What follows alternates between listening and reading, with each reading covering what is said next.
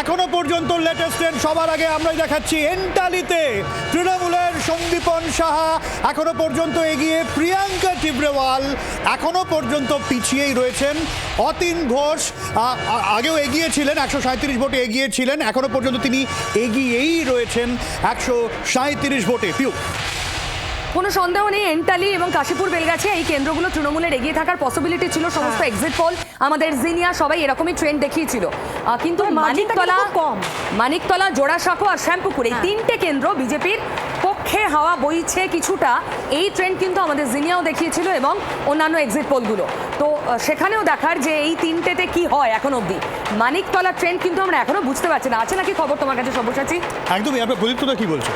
মানিকতলা ইতিমধ্যে শ্রেয়া পাণ্ডে এগিয়ে রয়েছে এবং অবশ্যই তাপস রায় পিছিয়ে রয়েছেন, কিন্তু কলকাতার যে 11টা সিট আছে আমরা কনফিডেন্ট যে 11টা সিটই আমরা পাচ্ছি। কিন্তু হাওয়া তো ছিল, তুমি মানবে না? হাওয়াতে দেখো, হাওয়াতে তো অনেক সময় ঝড়, হঠাৎ করে কালবৈশাখী চলে আসলো, বুঝতেই পারলো না, বিজেপিকে উড়িয়ে দিয়ে চলে গেল।